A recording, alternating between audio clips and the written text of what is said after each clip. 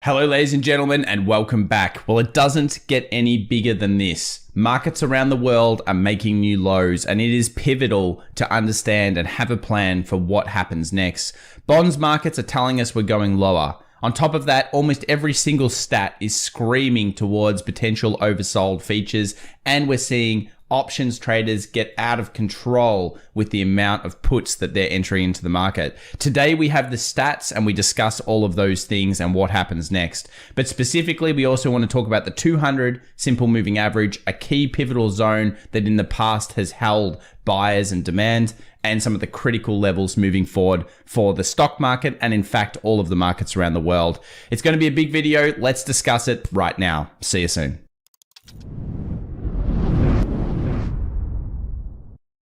Well, welcome back everybody to the daily show where we talk about stocks, commodities, and cryptos. Obviously, if you like any of those markets, consider subscribing and give the video a thumbs up if you enjoy the content and find value in it. We'll get started with the macro data, then we'll go into some lead indicators, the key levels that we need to be watching in the markets right now, and of course, everything about the options chain moving into October. Retail options. Yes, we know us. What are we doing? What are we doing in the market? Well, it looks like everyone is freaking out. Nearly $18 billion spent buying put options to open. So that, of course, means that retail traders are getting very fearful. And this is an incredible reading. Look at the GFC. Look at the reading that we're getting in 2022. Just a massive difference there. And it just doesn't go just for retail traders. Large options traders as well are establishing record hedges.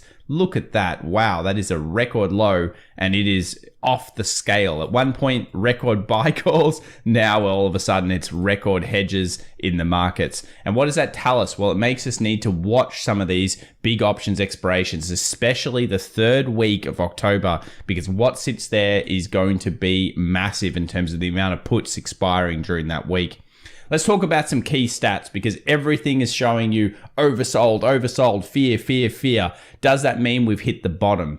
Well, it doesn't necessarily mean that yet, and that's the problem. Sometimes you get these indicators, and even though it shows extreme fear, you end up going lower, and you can see here the stats kind of justify that action. Over the next couple of months, we sometimes got a lower potential capitulation in markets, but then 6 and 12 months later, you're getting heavy stats. 100% of the time, whenever we've seen this reading, 12 months later, we've been higher than that point. An interesting stat indeed.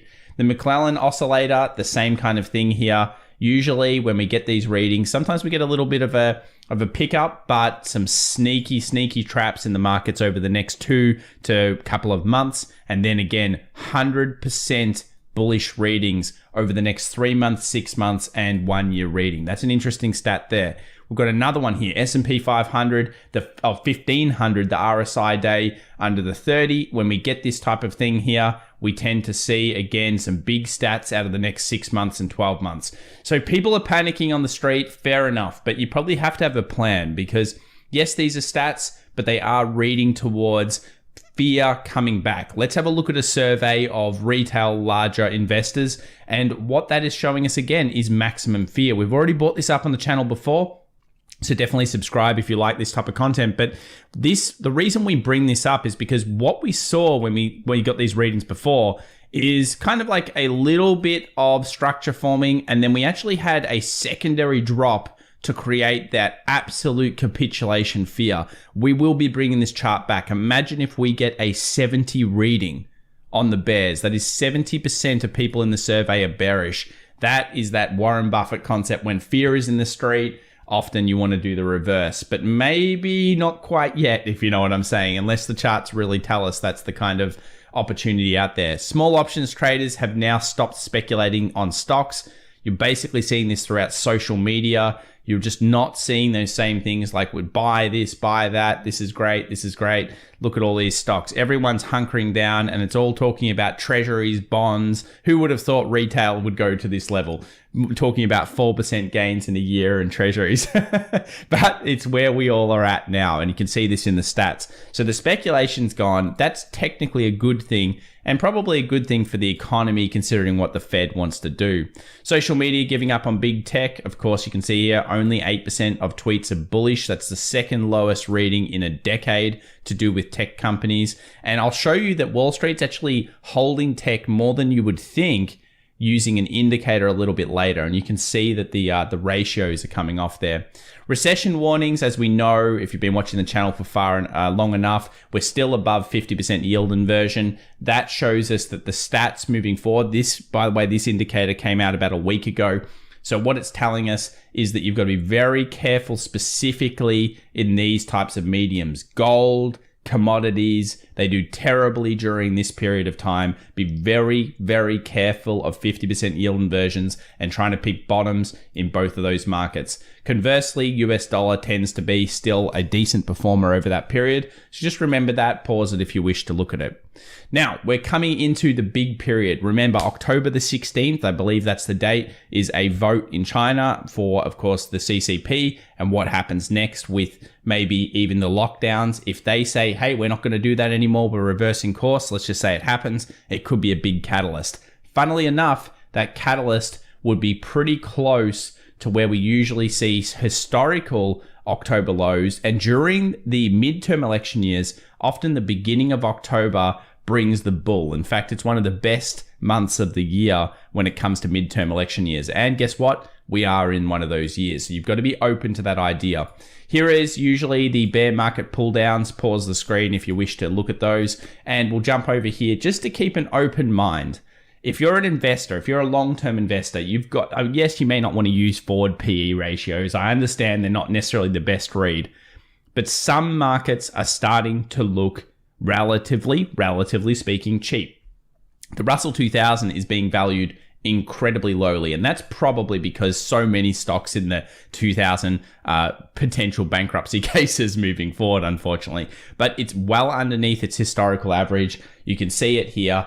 And it's just something to keep in mind. So before we get into the charts and the key levels that you need to be watching and the lead indicators, I want to say a big thank you to the sponsor of today's video, which is Tiger Brokers. And I want to go through some of the features that they added and that they've got here for users out there and for traders and investors. Firstly, just quickly, the news add-on. I really love this. Getting news is important, but at the same time, getting news from reputable sources, guys, can be very good. They've got a great selection here. A lot of them are premium feeds, and you get them as a client of course, Tiger Brokers. Important premium news. Hey, I wouldn't say no to a freebie.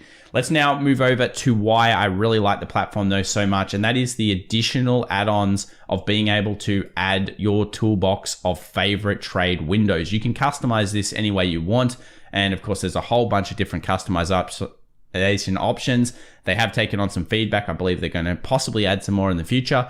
And of course, here we've got options. We've also got level 1, level 2 data. We've got clocks around the world, so you know what time markets are open. But of course, the all-important one has to be the trade charts. Not only do we have a beautiful looking trade chart here, you can add a whole bunch of different indicators and stuff to it, but we have the earnings announcements, the split announcements, and what I want to mention today, which is setting alerts. So you can right click on the screen, set an alert. In trading, do not be a slave to the charts. You need to set alerts. It's really important. So we could say moves down to, and let's say we want it to break that double top on Tesla. We want a 264 and maybe, I don't know, 20 cents seems to be where the low is. And then we can say only once, or of course once per day or all the time. And we can even write a memo. So maybe I'll write, I'm scared if this happens because, you know, that could mean further decline is occurring, or I'm ready to potentially place a short. So you can press that in, you'll see it appears. You can then edit that if you wish to,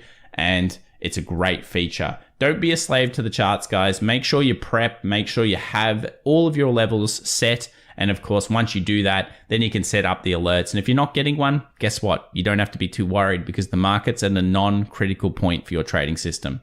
So remember, for any Australian viewers out there at the moment, there is a special offer. There's other offers also down below in the description box for other members around the world. But Australian guys, if you wish to set up an account before the 30th of September, you get 20 free zip stock. Plus, if you fund with that 1 cent or more, which you get with the 20. You also get another 30 thanks to being a community member of FX Evolution, and that will be applied to your account about a week later, I believe 1 to 2 weeks later after the first 20 is. So guys, if you're interested, definitely check them out. And of course, if you're from Australia, that's up to the 30th of September. It ends, it's over. If you want to do it today. All right, well, let's get into the charts and let's begin with this one. This is one of our favorites. It is the S&P 500 stocks above the 200-day moving average. And frankly, it's not getting good. It's going back down to historically very low levels. You can see here, it was one of those indicators that we used, and we stacked it with a whole bunch of others to say, okay, maybe we're hitting an extreme point back in June and July. Now it's back down in the same area. Historically, it's been a pretty good level to show that we're close to the lows. But I did want to bring up probably the elephant in the room, which was 2008. You're going to look at that and say, well, what's this doing over here? What's that consolidation? Well, a good way of really seeing this on the charts would be to compare it versus the actual S&P 500 over that period. And what you'll notice is that it hits this level. That was our fear capitulation getting us to that zone. So there we are. We get to this area here. Then what happens is the market does some stuffing around and then completely capitulates, and you can see the indicator just continues to be incredibly oversold in terms of the S&P 500 stocks under or above the 200-day moving average basically is negligible to, almost flatlining on zero. So it doesn't necessarily mean you're on the bottom, but it can say that you're starting to get incredibly oversold, and that indicators are showing that. So it's a good little chart, S5TH on your trading view if you're interested in bringing that one up. The VIX, let's have a look at the volatility. The fear index, still not hitting 35 just yet, so we're not on that maximum fear in terms of the markets just yet. We'll find out whether we do hit those levels in the future. And of course, we are looking for a big kahuna reading. Generally, capitulation comes with a massive level of fear. I like to see like a 40, 45 plus, and that can often coincide with a really extended excess market. Fear. That's all it's about. US 2-year, any changes here? Not really. Still 4.3%. Very sticky inflation. For anyone that doesn't understand, the Fed basically is going to raise rates, and they're going to raise them to around 4.75%. At least this is the current read we have from the market. They're then going to stick the rate for a very long time. In fact, the first rate cut is not expected to occur until potentially December of 2023. And just remember this, guys, we really will not kill inflation until the inflation number comes underneath the federal funds rate and stays under there for a period of time. Until that happens, you haven't killed inflation. So what the market's saying is we're going to have sticky inflation. Things like rent raises and all these types of things are going to be problematic, and we do need to watch this. Some good codes to have on the charts is to understand things like what's going on in basically, 2023, where are we sitting? Here's April, here's September. You can see they're basically the exact same rate. Here's December, the possibility of a partial rate cut. And then even into March of 2024. Now look at that spike over the last couple of months. August to now, take a look. It's just gotten so sticky. It's a big problem. Watch the rates. They're going to be important. What's the bond market doing? Well, it's freaking out even more. Bonds falling again. This is the high yield bonds. Remember, when the high yield bonds make a new low, you've got to be very scared for the S&P 500, because we've seen historically high yield bonds basically in front of the market itself. And even some of my lead indicators are starting to get very close to incredible critical zones. Let's have a look at corporate investment grade bonds. Well, they freaked out even more. Look at this, new lows significantly now while the market hasn't done it. So watch out. The bond market hates itself right now.